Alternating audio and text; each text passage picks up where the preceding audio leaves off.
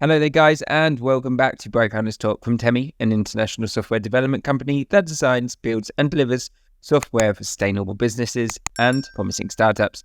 Today, guys, we've got with us Edwin, CEO and co-founder of Brickin. Edwin, hello, how are you doing? Hello, thank you very much, Matt, for having me here. Excited to be in this podcast.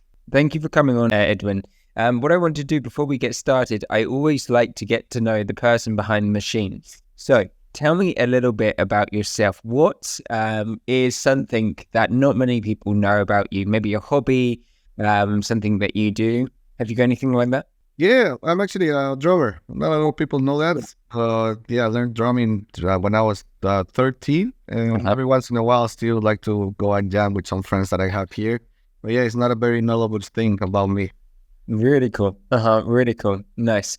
I used to play the piano. I haven't played it in many years, but drums is definitely a lot more cool than the piano. Edwin, let's get started. Let's go into the world of everything that you're doing at Brickin. So could you share more about your journey from being a lawyer to becoming deeply involved into the world of blockchain and Web3? Yeah, actually, I was formerly a mergers and acquisition lawyer. And when I was dealing with a transaction, I ended up kind of like outside dealing with a tech company here in Barcelona. And somehow I started working for them. It was kind of like that decision where they was like, hey, do you want to come and become our head of legal? And I was like, yeah, why not? I was like, I got to try some new things. And in 2016, and then in 2017, they started working with some proof of concepts around blockchain. One thing led to another because a couple of years later, I decided to build Brickin, which is basically we do digitization or tokenization of assets. So that's kind of like, there was not a clear path. I never got stuck and said like, oh, I want to become this. I was just letting go with the flow. And I ended up from wearing a suit to wearing t-shirts all day. So I'm super happy. Absolutely. The perks of the life of CEO. Definitely. Edwin, tell me, let's go into the world of Brickin a little bit more. But what I want you to do, I want you to go right back to the beginning for me. And I want you to tell me what that beginning original MVP, what it looked like right at the beginning. Yeah, so 2020, we started, we developed what Brickin MVP was looking like, and it has nothing to do because we did a hard pivot. So we started doing an approach to the tokenization space where we were the one tokenizing. So we were more like an asset manager with some assets in our portfolio that we will tokenize and break down. So that worked for a year and a half. But during that, we foresaw that we couldn't scale at that because then we'll have all these assets, but it's heavy duty to manage assets. It's not just you put it in the balance and not if you rent a place and the water breaks down and the place it's in another country, you have a big problem there. So kind of like the technology we developed for them was not doable for our second version. So we went out to look for funds. We luckily got funds and back, and they were like, okay, develop the new vision that you guys have and reach the one that we have. But that took a lot of merit because saying we're not going to develop anymore that technology, we're just not going to do that. And then having to reboot everything, even though it was the same vertical, the approach was absolutely completely different. That was quite entertaining, I gotta say, and obviously very stressful.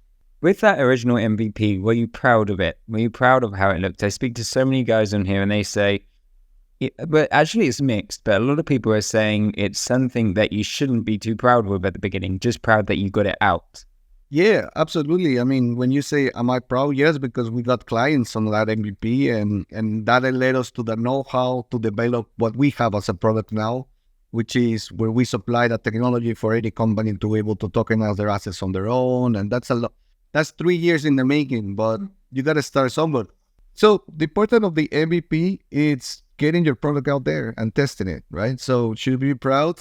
Yes, of course, because you made it what a lot of people wouldn't even dare try it, right?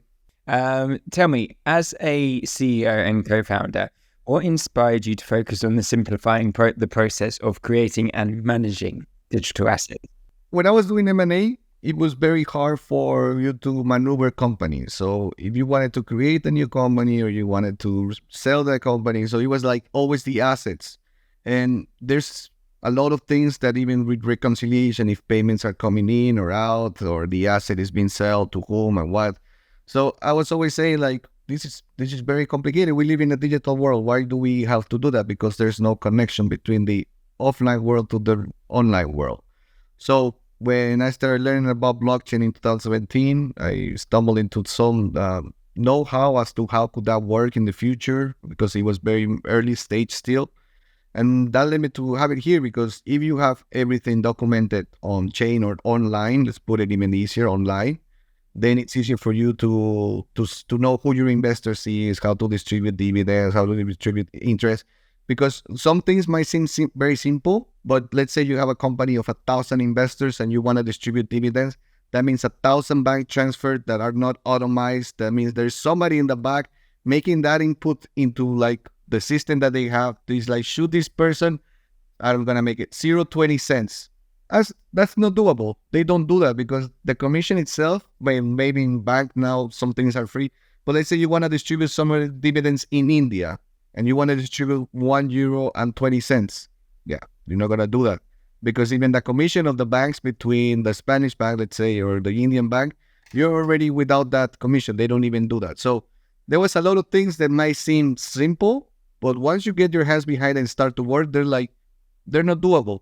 So that's why we bring here kind of like that possibility for you to do simple things as we think doable. What has been the biggest challenge, let's say the biggest tech challenge you have faced since founding? Yeah, I mean, as a founder and a CEO, you never stop looking for money. So you have clients, but you want to get to that scaling phase. So you're always looking for funding.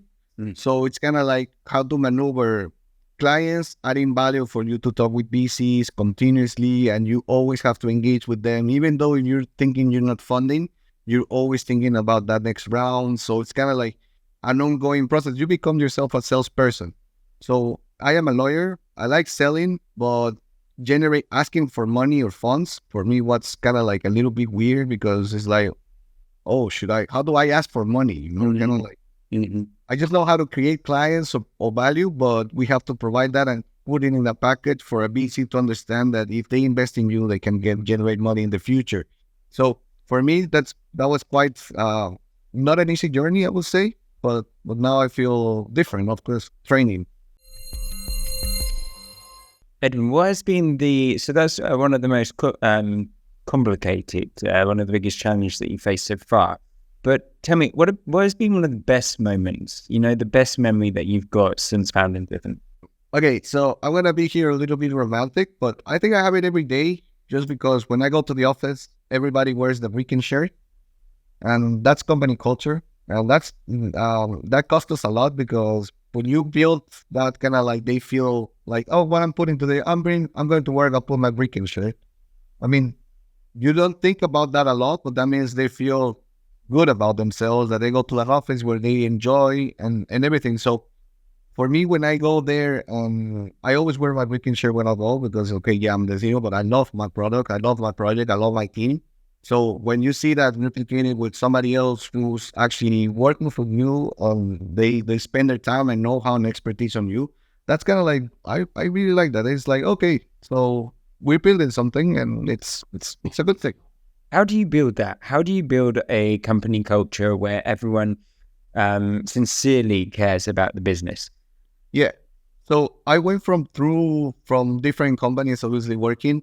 For one, there was let's say a CEO who was radically bad. Like, I don't care about anybody. You work for me, I own you. Then I went for another one who was a little bit like on the shady type of sides, kind of like, yeah, I care, but not so much because you still work for me and I know I'm going to do an exit.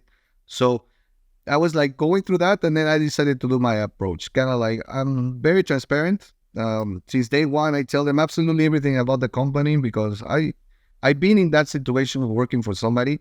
And even though we think like, or managers think like, oh, they won't know, people we know, like when I was working and there was problems and they didn't work, not communicated, you're like, oh, something is happening. Like, you can taste the environment, right?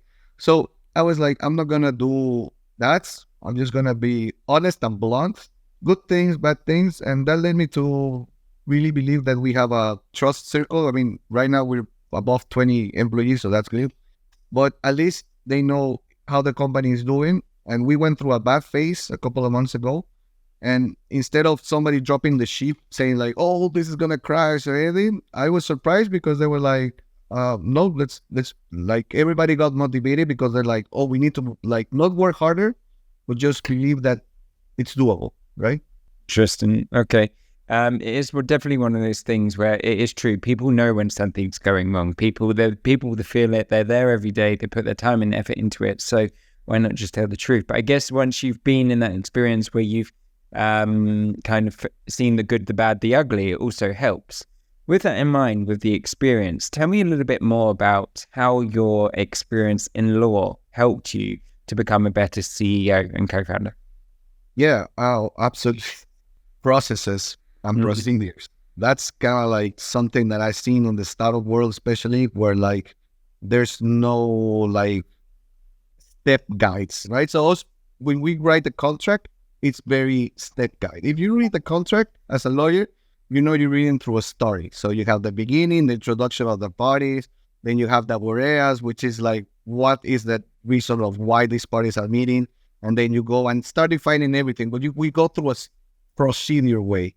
So for me right now, as CEO of Brickin, I brought all of that, and it allowed me to not just we're still in working in process and everything, obviously, but at least there's various things that there's a process, and processes are fine. It's not you limiting the liberty or exponential of the person. It's actually telling them, hey, you know, this path works. Now build your know-how on top of it and make it your own. Because I don't say like, okay, this has to be like that. For example, in the selling process, we implemented some procedure, then it starts getting updated with the know-how that we start building and maybe some chats that we have with third parties. So we embed that, but it's still a process. So everything has to happen on the process. And I know it's tiresome and writing and reporting and it's a pain, but once you implement that, then it becomes kind of like, oh yeah, now we know where we are at that exact moment. Absolutely. Yeah, I hear so much in here that all the founders are telling me that when you become a founder, especially the beginning stages, the startup, you're wearing so many hats. What was the specific hat you hated to wear the most? Hey, yeah. So for me, at the beginning, being very lawyer, so I was very contract light. So everything had to be under the strict rule of law. And then you understand that for you to have a business, you need to go more into like the gray area, because the great startups, they didn't request like if the law was already approved. They didn't do illegal things. I'm not going there. But legality itself is not black and white. There's the gray area.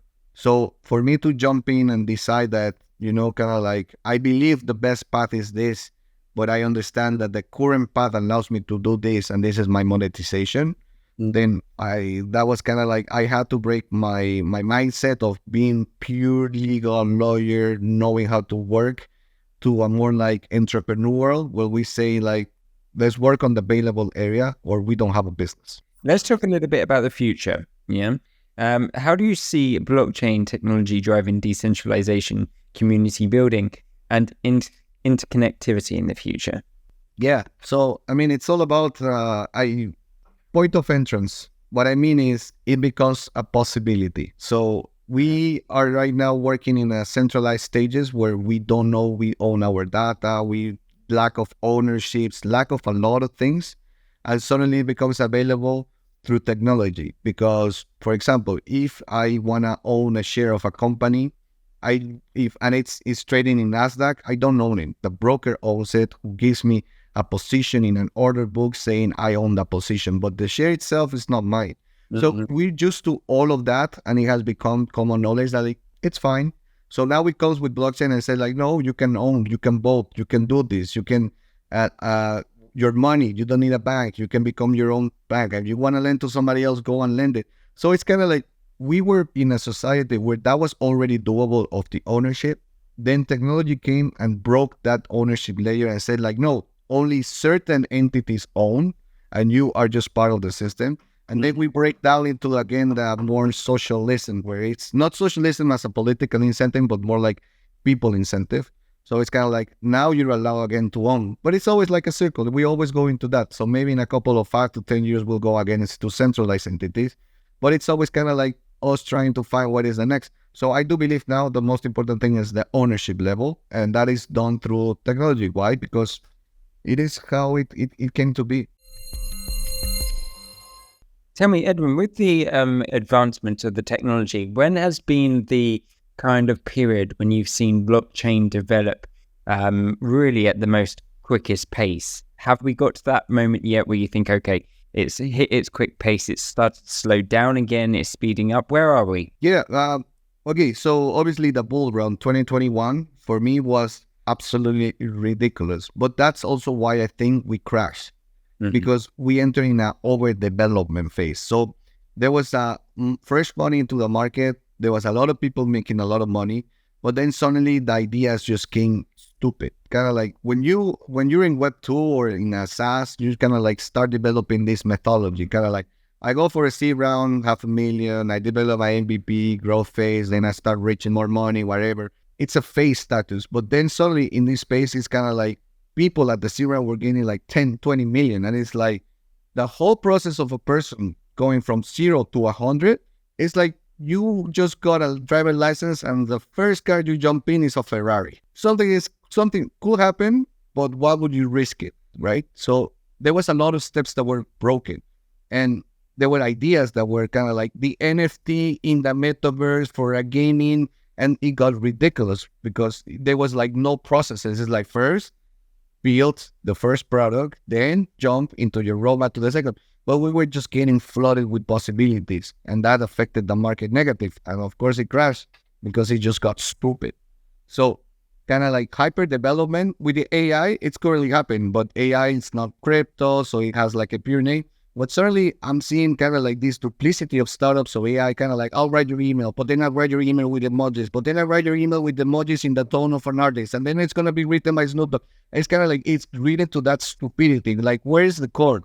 Writing, maybe, or I don't know. So it's kind of like, obviously, it's opportunism by fellow founders who sees like, oh, we have to enter here, but they're forgetting something. Is push a product into the market, generate your client base, generate your organizational structure, and then start developing on that. Don't go for like the surreal next era. Kind of like, what is the beginning? Build on top your layers. And it's always about procedures. Okay, so tell me, Edwin, so you've spoken at events worldwide and contributed to kind of various media outlets as well.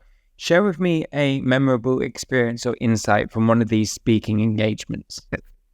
Yeah, okay. So it has to do with the whole crypto space, how it was. So I suddenly started speaking in events and everything, and I like it. It's like contributing, but also on the end, I was learning a lot because you had interest to conference. So kind of like in the tokenization space, created a name by myself, and then suddenly I get an email. It's like, we're gonna have a conference in Las Vegas. Do you want to join me in? And there's some tokenization speaking spots, and we heard you and in this event and everything.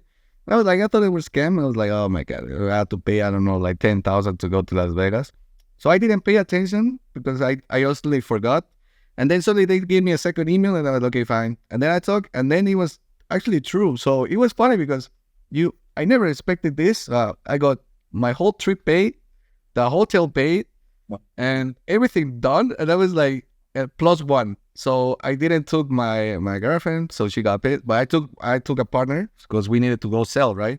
So we were in Las Vegas for like 5 days, everything paid in top-notch hotel. And I was like, this is ridiculous. Like, I gotta say that was like the most weirdest moment I've been, because like I'm just a builder, right? So getting that exposure of getting absolutely everything paid, because usually speaking spots, even in some events, they charge you. I don't ever pay because it's like, why would I pay somebody who paid to speak? Like, you're supposed to get like top-notch speakers who actually know and contribute to the space, because you don't know if you pay, if you're good at speaking or not.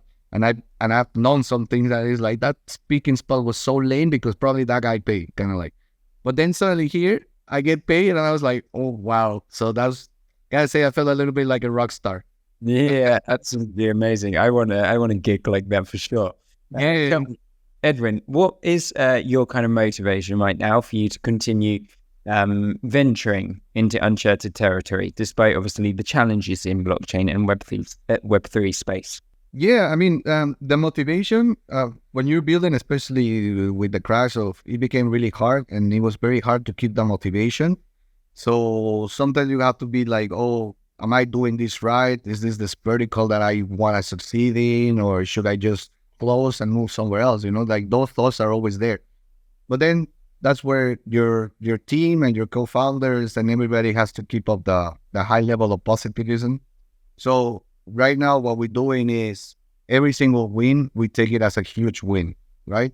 Because we forget, like we sign a client, let's go all and scream and say like, yeah, another one, because the pain on the other side, it's huge, right? So we were on that like rocket ship where we thought we were gonna be at a faster rate, but then the space got weird and everybody got attacked, and then sorry, being in blockchain, you were not the cool guy, or you were called a scammer, and it's like I'm not the same. Don't put me the same. Like why would it? But it happened. So kind of like this year for us has been about sustaining our operations. And the perseverance happens because not a single, only one member has left our company, but it was because it was an intern who didn't got a gig. So it was kind of like nobody has dropped the ship, and that's a big motivation for us. So it's kind of like we're building something with similar persons, and we're generating traction, we're generating clients. So for us, it's all about surviving the current state and hoping that next year goes just a little better compared to this one is exponential. Absolutely. Edwin, two more questions for you here. So can you give me some kind of insights or kind of some kind of milestones that Brickin has reached over the last couple of years? Because obviously you've got one which was, correct me if I'm wrong, it was the Spanish regulatory sandbox. Yes? Yes. What have been the milestones that stick out for you the most? Yeah, what you just said, it was huge for us because it validated our product. We tested that we were compliant because we're dealing with tokenization of assets. So when we building our product, we got allowed tested alongside the Spanish commissioner. So that was huge because then we came out strong and said like, oh, we're doing something that it's legal and we know how, so we can go and push it. So for us, that was huge. And the second one was when we launched our VKN. So we raised 2 million out of 1,902 investors. So that was a big validation on the space as to, oh, we have a community which is now very active with us, still supporting us and whatnot. So for us, it was like kind of like compliance level, we're done. We clean, we can go. And the other one was exposure level, kind of like creating the brand of Brickin through a lot of investors and generating value and whatnot. So for us, I think that is the two key elements that have made Brickin today what it is. There's a question which I have started recently, asking all of the founders at the end of the show. And it is, what would you want your lasting legacy to be, Edwin? What would your lasting legacy be? What do you want it to be? That I made tokenization of assets simple and the whole world runs in tokenized assets. Because I think the world is going to be running on chain as just because of how efficient and it is, and how there's a lot of things that people don't know, but it's how many processes just get simplified with automatizations, and that reduces work hours, reduces pain and everything. And that's why institutional players like banks are starting to test these things just because it's efficient. So if I can contribute to that efficiency, then I'm set up for legacy. Amazing. Edwin, thank you so much for coming on. It's been amazing to pick your brain. And I know you've had your neighbors knocking on your wall, but I can actually hear it that much. So it's really good. And the podcast worked out well. Thank you so much for coming on, Edwin. Thank you very much, Matthew. Lovely to be here, and talk to you next time.